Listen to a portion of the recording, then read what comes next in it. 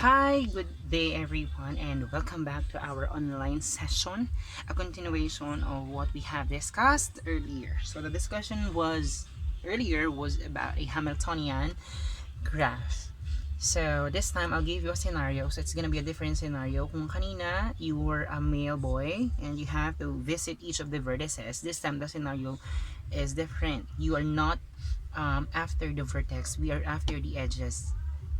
Edges must be visited ng isang beses mo lang siyang mabivisit at dapat lahat ng edges ay mabivisit natin.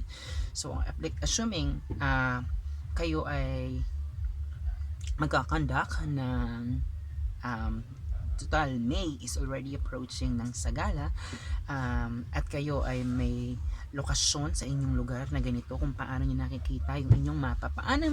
How will you make a walk from you are here going to a certain point? For example, you have to go back again with A or you have to go with B without any repetition of the edges. How are you gonna do that? So dapat may plano.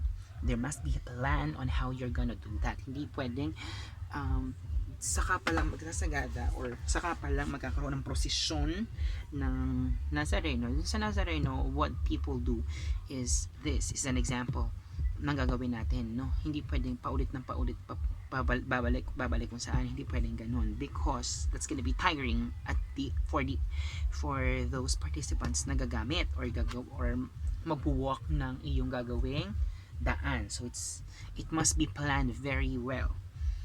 So with that, if you were able to do everything, if from A you go back again to A without any repetition of the edges, okay? And that is what we call an example of an Eulerian graph. Alright, when do we say that the graph is Eulerian? If the graph is an Eulerian circuit. Alright, let's define first what's the difference between a trail and a circuit. When we say trail, we pertain to edges. Edges must not be repeated. Okay? How about the circuit? Circuit is just a trail, but the difference is that circuit must start and end with the same vertex. So if you start and if you end with the same vertex without any repetition of the edges, ang tawag po dun ay circuit. Pero kung hindi mo, if you did not end with the same vertex where you started, that is not a circuit, that is just a trail. Alright? Now, under this Eulerian trail, what is the difference of Eulerian trail to a plain trail? Now, Eulerian trail is a trail that visits each edges once. Alright? What is the difference of an Eulerian trail sa trail lang? Pag sinabi nating trail, you visited the edges exactly once. But if you visited each of the edges, lahat ng edges ay navisit mo ng isang beses, that is a special type of a trail. And that is what we call Eulerian trail. Eulerian trail, kapag lahat ng edges mo ay navisit mo nang hindi umuulit. Pero pag hindi mo lahat na-visit, pero hindi naman umulit, trail lang ang tawag doon. Alright? So, for example, let's have an example. I have here the graph. So, pangalan na natin yung mga edges. So, let's say this is edge 1, edge 2, edge 3, edge 4, edge 5, edge 6, edge 7, edge 8, edge 9, and edge 10. So, an example of an Eulerian trail. So, let's try to find, hahanap tayo ng walk na makakapagbigay sa atin ng Eulerian trail. So assuming yung geographical location natin ay ganito na, ito na yung sa totoong scenario na tayo ng inyong subdivision, and you are asked to find an Eulerian trail so that each of the edges will be used. Kanina, in a Hamiltonian path, each of the vertices must be used. Here in Eulerian trail, each of the edges must be used. So we do not care if the vertex is repeated so long as your edges is unique and not revisited, then therefore you are under an Eulerian trail. Ngayon, hahanap tayo ngayon ng paraan kung paano ba tayo makakagawa ng tinatawag nating Eulerian trail. So, hanap tayo ngayon. Let's try to start with A. If we start with A, right, if we start with A, and then we go with B, and then from B, we go with E10, and then E1, and then E3, and then sorry, this is just E9. No. This is not E6 na to eh. So, this is E9 lang dapat. Change it. So, E6. Again, ulit. A to B to E9 and then to E1 to A. Did the edge repeat? No. But the vertex was repeated. Yan yung mamaya ililista natin siya. Hanap muna tayo ngayon ng trail, ng Eulerian trail. So, ito na, pababa dito, and then here, and then from here to E, and then from E to E4, to E6, to C, to C via E4, and then go back again to E via E5, and then from E5, you are now arrived with E9 to B, where all of the vertices, where all of the edges use. We do not care about the vertex. Yes. So, gawin na natin ngayon siya. Try na natin. Okay? So, hanapan na ngayon natin. So, again, from A, ito po si A. Ayan. A going to B2. A going to B via E2. And then from B going to B via E9. And then B going back to A via E1. And then A going to C via E3, and then C going to D via E6, D going to E via E8, E going to C via E4, C going to E via E5, okay, and then from E going to B via E9, where all of the vertices where all of the edges used or visit. Yes. May naulit ba na edge? Wala po. So, if I'm gonna write it here, so from A, we have from A to B. So, it's gonna be A, and then you have E2, and then B, and then you have E9, and then B again, go back with B, and then E1, and then from E1 go back again with A, and then from A you go with E3, and then C, and then from C going to D via E6, and then D, okay, and then from D go with E via E8, and then you are now arrived with E, and then from E punta tayo kay E4, and then you arrive with C. And then from C, continuation na lang, from C, going to E via E5, and then you arrive with C, and then, E, this is E, and then from E via E9, and then E9 to B. Now, how will you check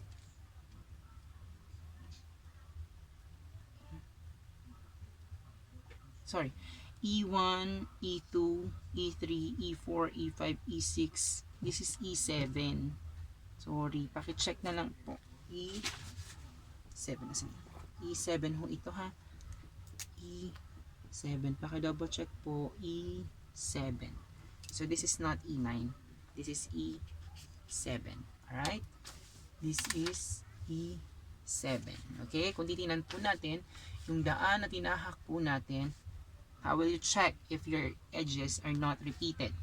So, E1, E2, E9, E1, E3, E6, E8, E4, E5, E7, wala pong na-repeat. Therefore, that is an example of an Eulerian trail, and everything that we have used is also part of the graph. Now, I want you to pause mamaya, pag sinabi ko, hanap kayo ng iba pang paraan kung paano ito, balik tayo. Yan, hanap kayo ng iba pang paraan na makakahanap kayo ng walk pa na makakapagbigay sa inyo ng Eulerian trail. Hanap kayo. So, I'm giving you time, you pause, and then kapag may nahanap kayo, isulat ninyo, and then you comment that down para makita natin kung tama. And then if you are already sure with your answer, sige na po, okay na po yan. Pero kapag hindi po kayo sure, post nyo na, sagutan nyo lang po, and then lagay nyo po sa comment section, and then we will be answering if your answer, we will be checking if your answer is correct or wrong. Sige na po, i-post nyo na, and then you find another walk that will give you an Eulerian trail. Alright, maraming salamat. Makakahanap, let's try to have another one. How about if you did not start with A? How about if you start with, let's say B? Let's say you start with B. Sige, gawa natin. So from B, I want you to go to E. I want you to go to E. And then from here, I want you to go here to D. And then pa ganon, and then pa ganon, and then pa ganon, and then pa ganon, pa ganon. And then pag bumalik tayo kay A, hindi na tayo pwedeng bumalik. So dapat umikot na ngayon tayo dito. And then pa ganon. Alright? So we have also created another. So madami pong paraan for you to have an Eulerian trail. There are different ways kung paano nyo mako-construct yung inyong Eulerian trail. Just have to check, or you just have to isa-isahin kung ano ba yung mga examples ng Eulerian trail. Isa-isahin nyo lang po. Comment nyo na lang po. Na, punta tayo sa more specific. Kapag ang isang Eulerian trail ay isang circuit, ang tawag doon ay Eulerian circuit. Meaning to say, kagaya dito, we start with A and we end up with B. Alright? We start with A and we end up with B. And then, kanina, we start with B and we end up with A. So, hindi po yun isang circuit. Dahil ang isang circuit is, none of the edges were repeated and you start and you end up with the same vertex. So, dito, gagawin po natin yun. Okay, Eulerian circuit. Dapat lang pong malaman natin na we have to start and we have to end up with the same vertex. How about if we start from A?